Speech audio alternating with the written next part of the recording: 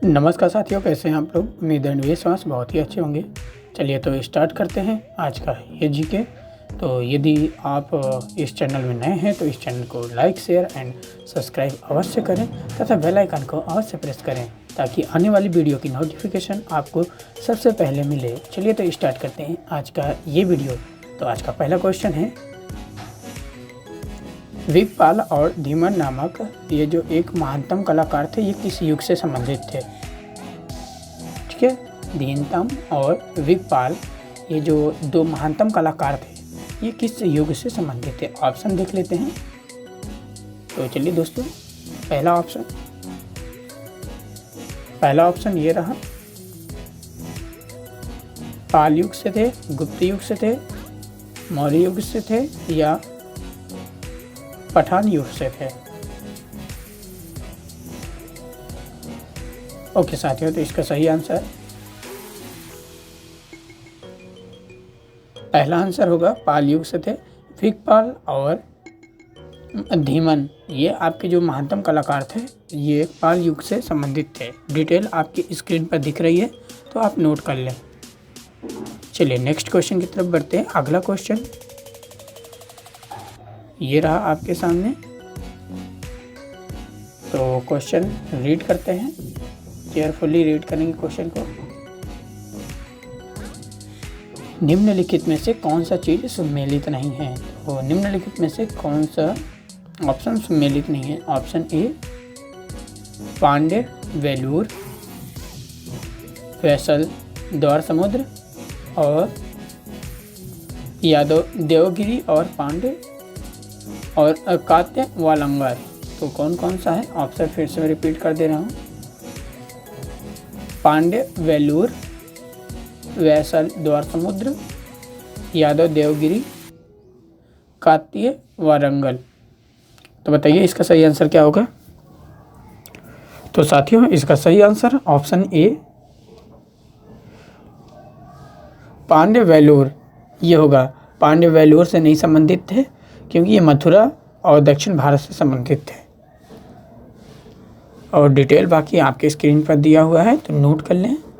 और वीडियो अच्छा लगे तो लाइक एंड शेयर अवश्य करें। चलिए नेक्स्ट क्वेश्चन की तरफ बढ़ते हैं। ये रहा अगला क्वेश्चन, आज का तीसरा क्वेश्चन। तक्षशिला विश्वविद्यालय कहाँ स्थित था। इन ऑप्शनों में आपको बताना है। ऑप्शन ए, बिहार, मध्य प्रदेश, उत्तर प्रदेश या इनमें से कोई नहीं। ओके साथियों, तो बताइए इन चार ऑप्शन में से कौन सा ऑप्शन सही रहेगा। चलिए साथियों, तो इसका सही आंसर ऑप्शन डी, इनमें से कोई नहीं। क्योंकि ना ही वो बिहार में था, नहीं मध्य प्रदेश, नहीं उत्तर प्रदेश। पंजाब और जो रावलपिंडी था उसमें था, जो कि अब बंटवारे के बाद, देश के विभाजन के बाद ये पाकिस्तान में चला गया है। पाकिस्तान की राजधानी इस्लामाबाद और आर्थिक राजधानी कराची। चलिए नेक्स्ट क्वेश्चन की तरफ बढ़ते हैं। अगला क्वेश्चन ये रहा आपके सामने, ये रहा आपकी स्क्रीन पर।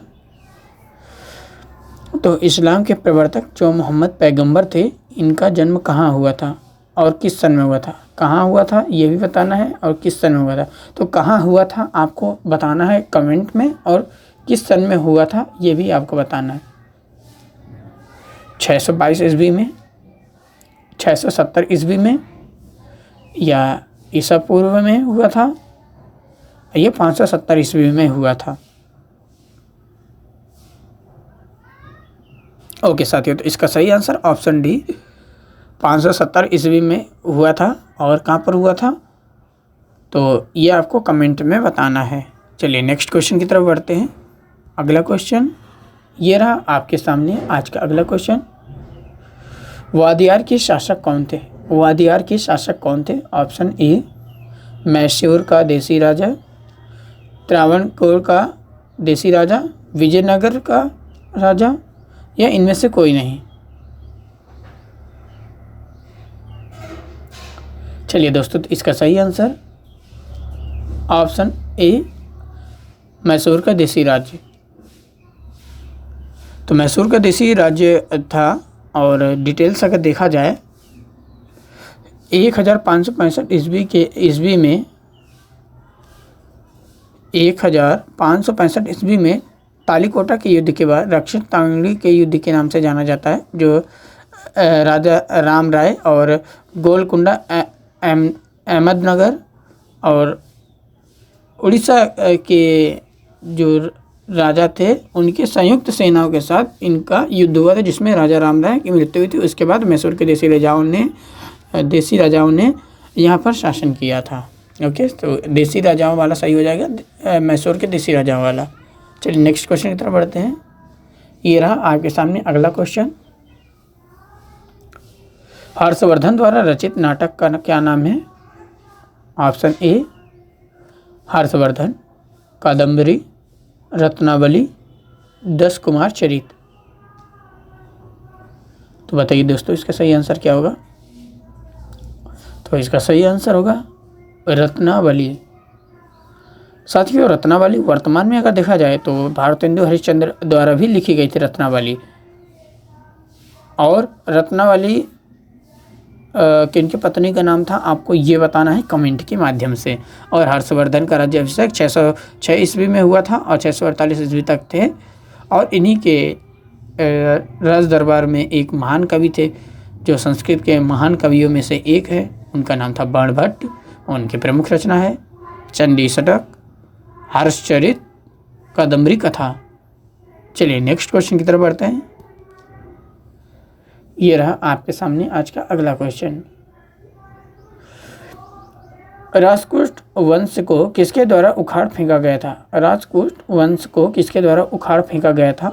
ऑप्शन ए पुलकेशन द्वितीय, विक्रमादित्य, तैलभ द्वितीय या राजा जयसिंह द्वारा। तो इसका सही आंसर होगा पुलकेशन द्वितीय। पुलकेशन द्वितीय इसका सही आंसर होगा। और आप नोट कर लें, मस्त बहुत अच्छे क्वेश्चन है और एसएससी एमटीएस से रिलेटेड क्वेश्चन है। तो यदि अभी हमारे ऑनलाइन क्लास को ज्वाइन करना चाहते हैं तो अबाउट सेक्शन पर दिए गए नंबर पर कांटेक्ट कर सकते हैं। चलिए नेक्स्ट क्वेश्चन की तरफ बढ़ते हैं। ये रहा आज का अगला क्वेश्चन। वराह मृत एक थे डैश। वराह मृत, ठीक है, वराह मृत्य जो एक थे प्रसिद्ध कौन थे? ऑप्शन ए कवि, दार्शनिक, खगोलविद, ज्योतिषी। तो बताइए दोस्तों इसका सही आंसर क्या होगा? ओके, तो इसका सही आंसर होगा खगोलविद। तो ये रहा ऑप्शन सी खगोलविद राइट आंसर। चलिए नेक्स्ट क्वेश्चन की तरफ बढ़ते हैं फटाफट। तो आज का अगला क्वेश्चन है,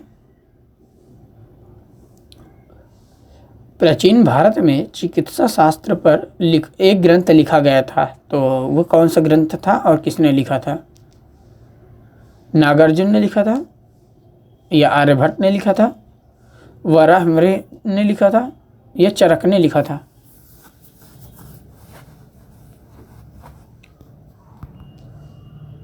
तो इसका सही आंसर ऑप्शन डी चरक। और चरक संहिता आपने सुना होगा जो कि चिकित्सा शास्त्र से संबंधित था। चलिए नेक्स्ट क्वेश्चन की तरफ बढ़ते हैं। डिटेल आप अवश्य नोट कर लें। चलिए तो अगला क्वेश्चन है, अशोक ने निम्नलिखित में से कौन सा धर्म अपनाया? ऑप्शन ए जैन, इस्लाम, ईसाई या बौद्ध। तो बौद्ध, जैन, इस्लाम और ईसाई, ये 4 ऑप्शन हैं। तो इसका सही आंसर बौद्ध होगा। बौद्ध धर्म अपनाया था अशोक ने। चलिए तो नेक्स्ट क्वेश्चन की तरफ बढ़ते हैं। अच्छा, अशोक बिंदुसार का जो अशोक है वो चंद्रगुप्त मौर्य का पोता था, ठीक है। और ये एक महान शासक के रूप में जाने जाते हैं भारत में। चलिए नेक्स्ट क्वेश्चन की तरफ बढ़ते हैं। अगला क्वेश्चन ये रहा आपके सामने, 326 ईसा पूर्व में उत्तर पश्चिम भारत के उत्तर पश्चिम में सिकंदर के द्वारा आक्रमण किया गया। तो उस समय किसका शासन था भारत में? ऑप्शन ए अजातशत्रु, नंदवंश, चंद्रगुप्त मौर्य, शिशुनाग। इसका सही आंसर ऑप्शन बी नंदवंश। तो नंदवंश इसका सही आंसर होगा। चलिए नेक्स्ट क्वेश्चन की तरफ बढ़ते हैं। ये रहा आपके सामने आज का अगला क्वेश्चन। चतुर्थ बौद्ध सम्मेलन किसके शासनकाल में हुआ था? तो ऑप्शन देख लेते हैं। ऑप्शन ए चंद्रगुप्त, कनिष्क, चंद्रगुप्त द्वितीय या ऑप्शन अशोक। तो अशोक, चंद्रगुप्त, कनिष्क और चंद्रगुप्त विक्रमादित्य। तो इसका सही आंसर बताइए क्या होगा? तो इसका सही आंसर कनिष्क होगा। तो कनिष्क का राज्यारोहण 78 ईस्वी में हुआ था और तभी से शक संवत की शुरुआत हुई थी भारत में। ओके, चलिए तो नेक्स्ट क्वेश्चन की तरफ बढ़ते हैं। ये कुषाण वंश का शासक था और कुषाण वंश का एक महानतम शासक था। चलिए नेक्स्ट क्वेश्चन की तरफ बढ़ते हैं। ये रहा आपके सामने आज का अगला क्वेश्चन। गौतम बुद्ध की मृत्यु कहाँ पर हुई थी? गौतम बुद्ध की मृत्यु कहाँ पर हुई थी? Option A Lumbini, Shravasti, Kushinagar, Bodhgaya. इसका सही आंसर कुशीनगर होगा। तो कुशीनगर इसका सही आंसर है। तो डिटेल आप नोट कर लीजिए दोस्तों। तो वीडियो कैसा लग रहा है? उम्मीद है कि बहुत ही अच्छा लग रहा होगा।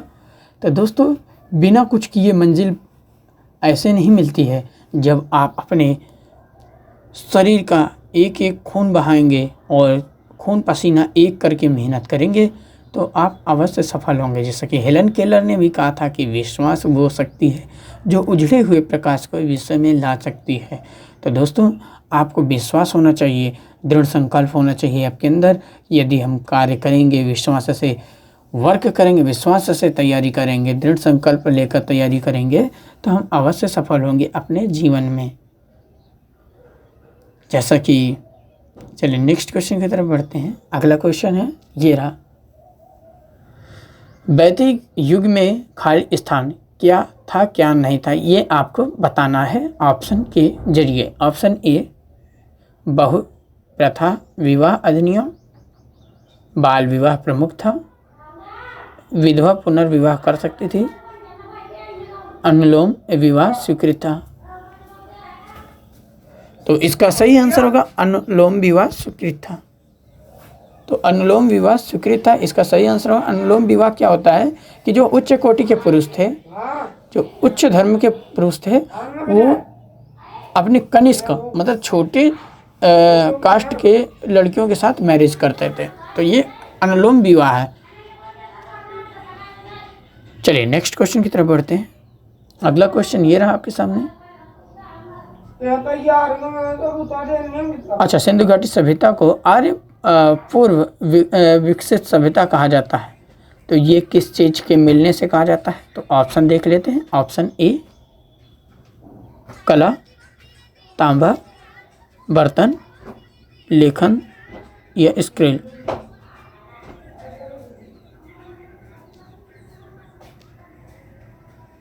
तो बताइए साथियों। तो इसका सही आंसर होगा बर्तन। तो मृदभांड इत्यादि के मिलने से यह पता चलता है कि ये आर्यों के आक्रमण से पहले की विकसित हुई सभ्यता थी, क्योंकि आर्यों के आक्रमण से पहले इनका कार्यकाल मिलता है। मृदभांड जो साक्ष्य मिले हैं, तो इसलिए यह सिद्ध होता है कि आर्यों के आक्रमण से पहले सिंधु घाटी सभ्यता विद्यमान थी और आर्यों के आक्रमण से ही इसका नष्ट हुआ, इसका अंत हुआ, ऐसा भी माना जाता है। चलिए तो साथियों, तो आज का हमारा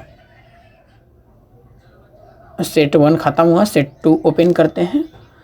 तो ये रहा दोस्तों सेट 2 जो आपके सामने आ गया। तो दोस्तों तो उम्मीद है कि सेट 1 बहुत अच्छा लगा होगा। तो सेट 2 के क्वेश्चन देखते हैं।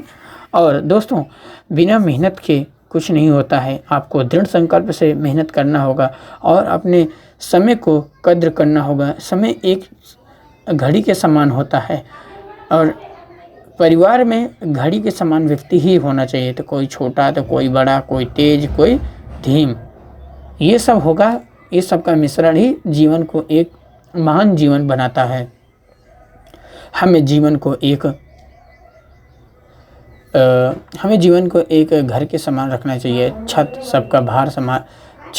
सबके ऊपर भार रखती है और दीवार सबके भार संभालती पूरे छत का, और दीवार धरती से लगी होती है, अर्थात हमें हमेशा धरती से जुड़े होना चाहिए। कभी अगर सफल हो गए तो आसमान में नहीं उड़ना चाहिए।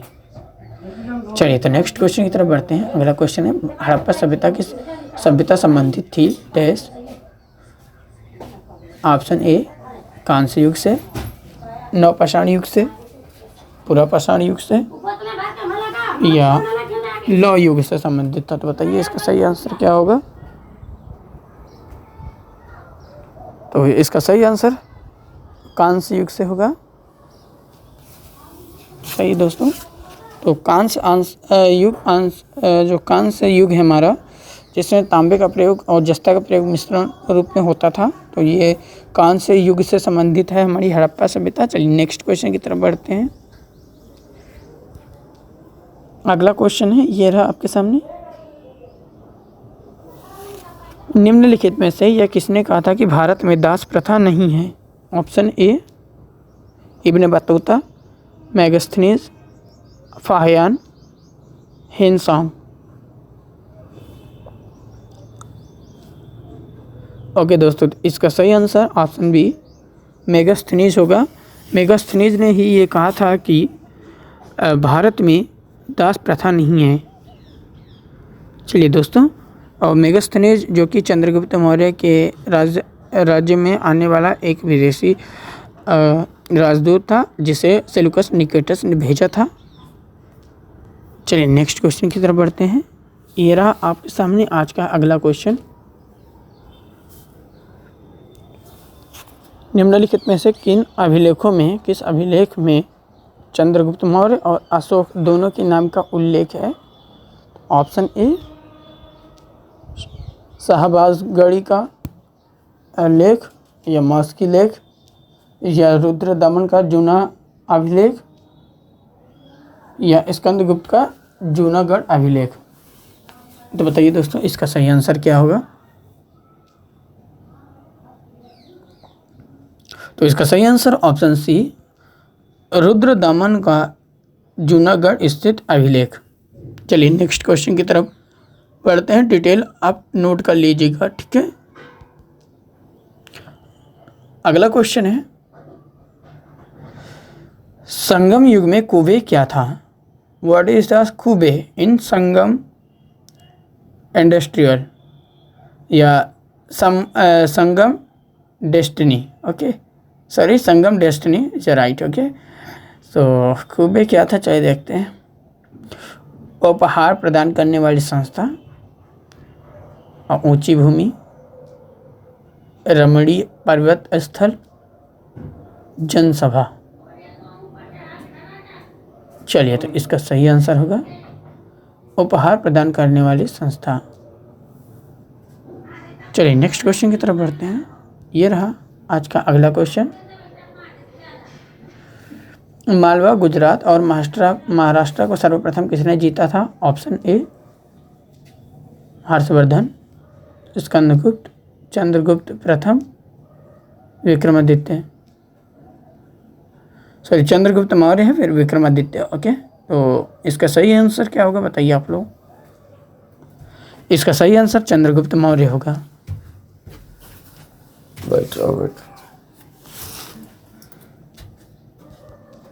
चलिए तो ये रहा आपके सामने आज का अगला क्वेश्चन। निम्नलिखित में से कौन सा प्रांत मौर्य साम्राज्य से बाहर था। Option A Kalinga, Assam, Kashmir, Saurashtra. तो इसका सही आंसर होगा ऑप्शन बी असम। तो असम उस समय जो ज्योतिषी के लिए प्रसिद्ध था, उस समय चंद्रगुप्त मौर्य के जो हमारा चंद्रगुप्त मौर्य वंश था उसके अंडर में नहीं था। चलिए नेक्स्ट क्वेश्चन है। अगला क्वेश्चन, भारत में पूर्व स्तर के औजार अधिकांशतः किससे बने हुए थे? ऑप्शन ए स्फटिक, सेलखड़ी, गोमेद, इंद्रगुप्त मणि।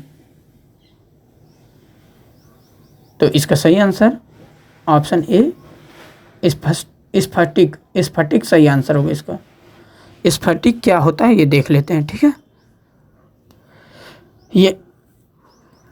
ये पारदर्शी, रंगहीन, ठीक है, जो ये रंगहीन, पारदर्शी और तरल प्रकार का पदार्थ होता था, ठीक है। तो निर्मल और शीत प्रभाव वाला तत्व था और जिसे बिलौर भी बोलते हैं, ठीक है। चलिए नेक्स्ट क्वेश्चन की तरफ बढ़ते हैं।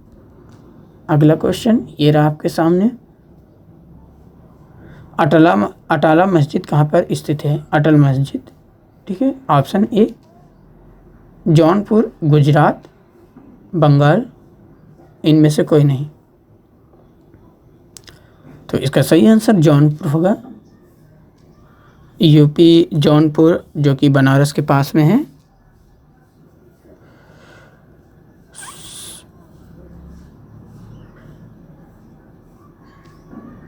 तो चलिए नेक्स्ट क्वेश्चन की तरफ बढ़ते हैं। अगला क्वेश्चन है,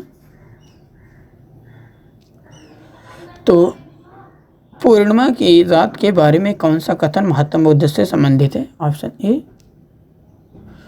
पूर्णिमा को ही महात्मा बुद्ध का जन्म हुआ, पूर्णिमा को ज्ञान प्राप्त किया, पूर्णिमा को ही गृह त्याग किया बुद्ध ने, या पूर्णिमा को ही महापरिनिर्वाण हुआ।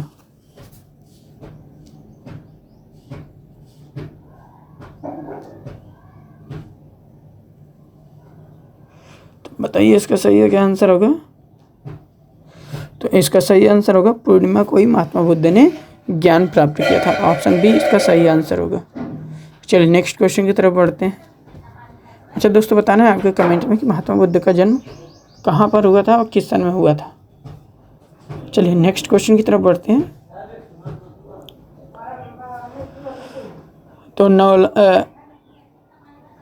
तो जो नालंदा बिहार है किसके लिए प्रसिद्ध था? ऑप्शन है हेन सांग का स्मारक, महावीर का जन्म स्थान, पाली अनुसंधान संग्रहालय। तो ऑप्शन सी क्या है? पाली अनुसंधान संस्थान, और ऑप्शन डी है संग्रहालय। तो इसका सही आंसर होगा हेन सांग का स्मारक। ऑप्शन ए सही होगा, हेन सांग का स्मारक। चलिए नेक्स्ट क्वेश्चन की तरफ बढ़ते हैं। अगला क्वेश्चन है, हड़प्पा सभ्यता में किन देवी देवताओं को अंगीकार नहीं किया गया? ऑप्शन ए पशुपति शिव, 7 मात्र देवियाँ, मिश्रित प्राणी, एक श्रेणी जीव।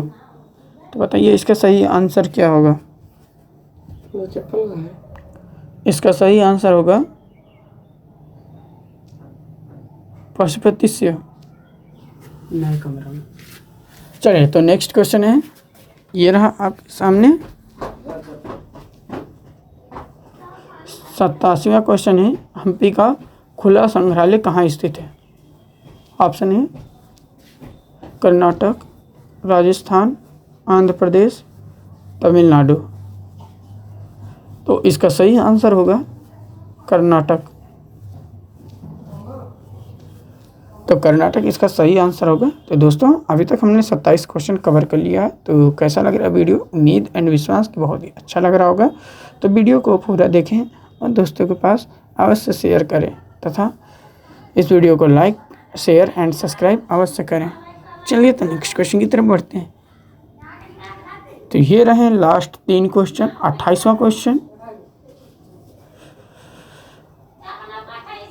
अरब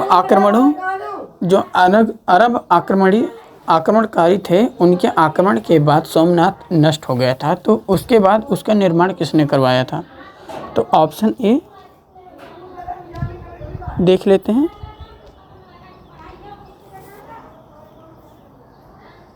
तो ऑप्शन ए मिहिर भोज, नागभट्ट प्रथम, नागभट्ट द्वितीय, भीमदेव। तो इसका सही आंसर होगा नागभट्ट द्वितीय। तो नागभट्ट द्वितीय ने अरबों के आक्रमण के बाद जो सोमनाथ का मंदिर नष्ट हो गया था उसका निर्माण कराया था। चलिए नेक्स्ट क्वेश्चन है, ये रहा आपके सामने आज का सेकंड एंड लास्ट क्वेश्चन।